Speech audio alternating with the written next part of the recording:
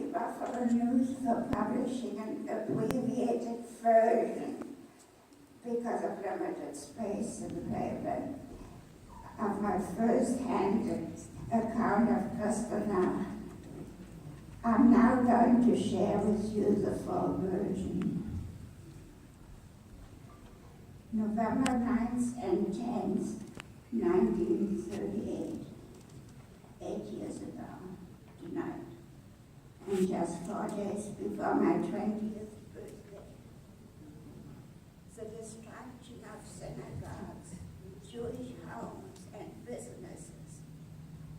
Oh, thank you. In Germany, came to be known as Kristallnacht, the night of the broken glass.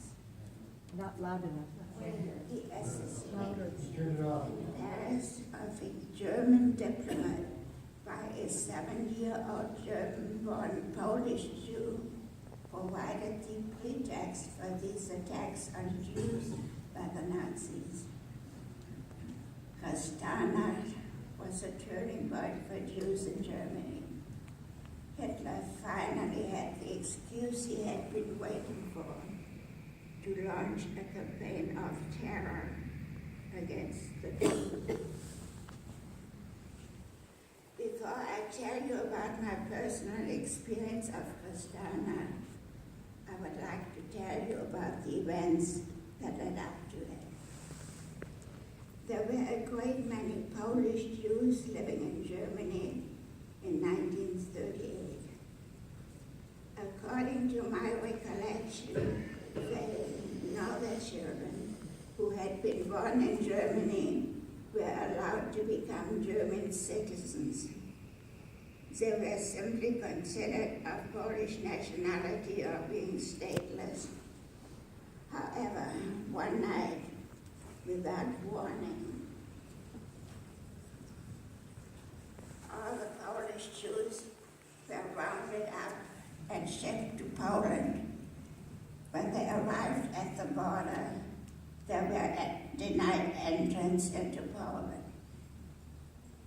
There they were in November, cold and hungry, without food or shelter, in no man's land. Somehow, one of the women got a letter out to her brother, who was studying in Paris, telling him of their plight. When he read the letter, he went berserk, got a gun, and went to the German embassy with the intention of killing the consul.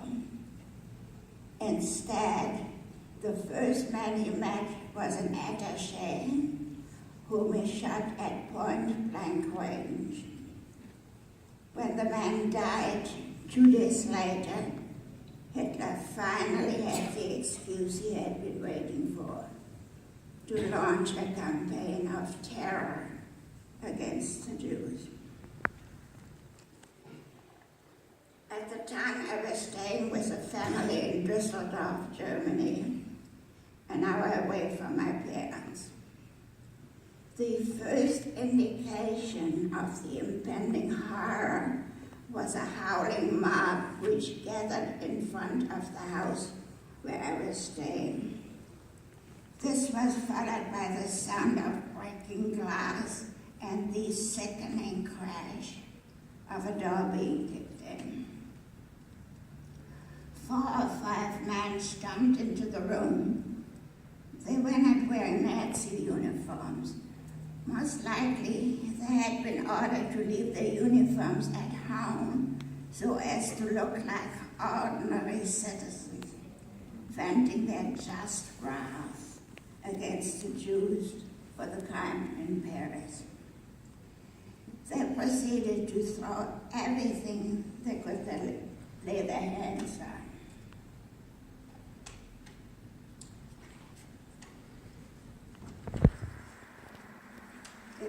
They threw everything out the windows. Furniture, crystal, china, silver, clothes, even a piano. Everything was hurled through the shattered windows, very much to the approval of the cheering mob in the street below. No sooner had they left when 2 armed stormtroopers appeared and arrested my host. The way they barked orders, they seemed like a 2-man firing squad. I held my breath. I thought they were going to execute him right then and there. Instead, he was dragged off to a concentration camp along with 30,000 other Jewish men and teenage boys, including my sister's husband and his brother. I don't know what possessed me, but I went down into the street to see if anything could be salvaged, only to be driven back by the cheering mob, screaming obscenities at me. I remember a young girl threw a scarf at me and suggested that I hang myself with it. Strangely enough, I saw no looting. After all, these were well-disciplined Germans obeying orders. Either that, or by the time these things reached the street from the second floor from which they had been hurled, there was nothing left for us to pick it up. I found out later that they were not so reluctant about looting Jewish-owned stores. This doesn't work very well.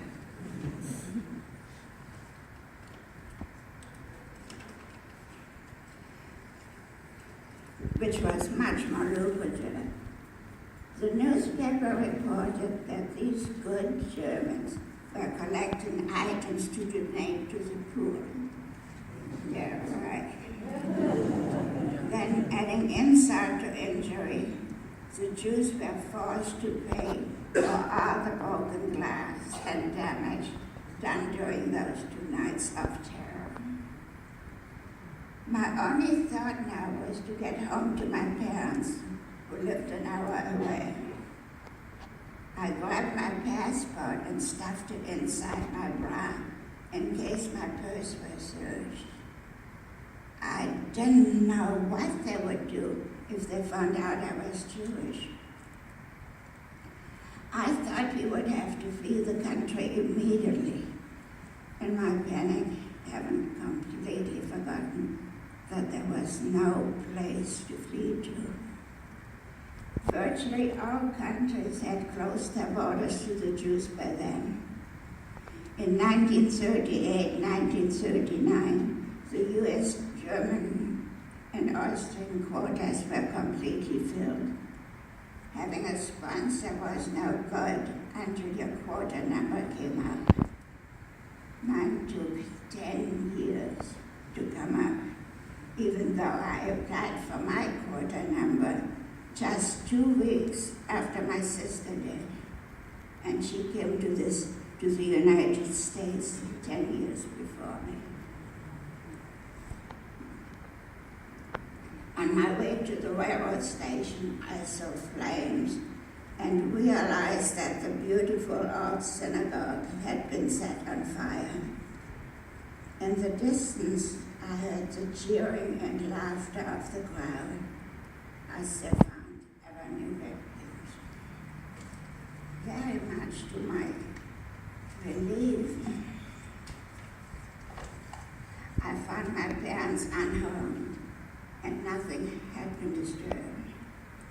Perhaps this was because not long before we had been forced out of the large house my grandfather had built in 1870. We had then moved into a tiny apartment in a neighboring city where we were not known. However, our Jewish landlord's apartment had been ransacked and his valuable paintings slashed to ribbons. After having lived through unspeakable horrors and degradations, most of the Jewish men who had been rounded up during Kristallnacht were eventually released from the concentration camps, except for those whose ashes were sent to their families.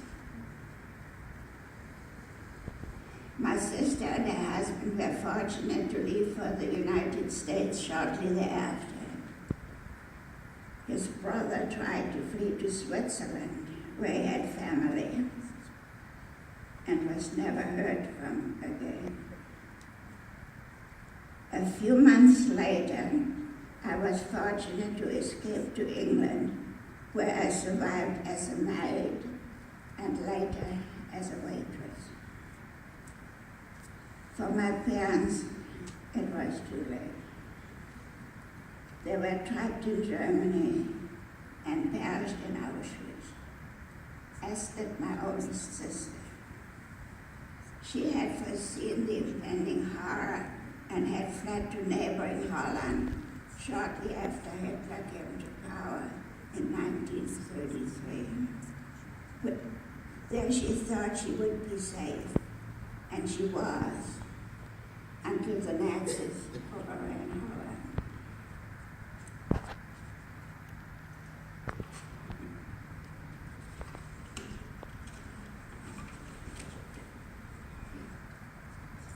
In accordance with the United States quota system established in 1924, the United States admitted 27,370 refugees from Germany in 1939. That number was reduced by 93% to just 1,966 in 1942.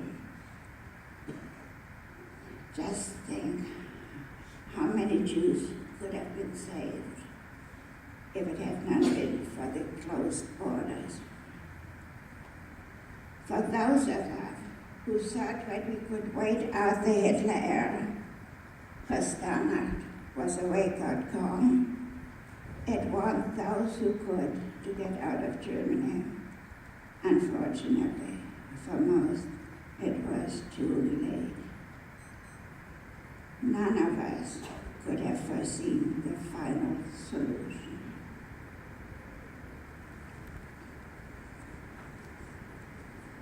After the war ended, while waiting for my United States quota number to come up, I returned to Germany. I was attached to the U.S. Army as an Allied civilian employee, working first in censorship and later as a translator at the Nuremberg Trials.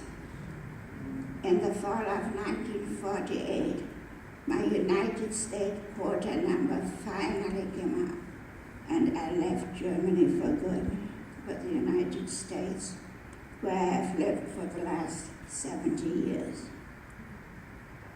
Having been born just 2 days after the armistice was signed, ending World War I,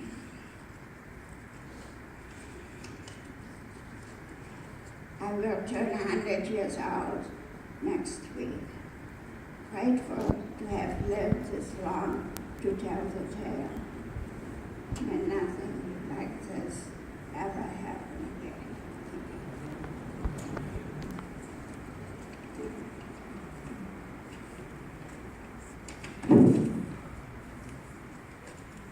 Happy birthday to you. Happy birthday to you. Happy birthday, dear Ruth. Happy birthday to you. 100 of us. As Ruth is coming down, we have the pleasure of another choir that they need a name, though I decided. It's the North Presbyterian Choir. They've been with us every year for the last 4 or 5 years.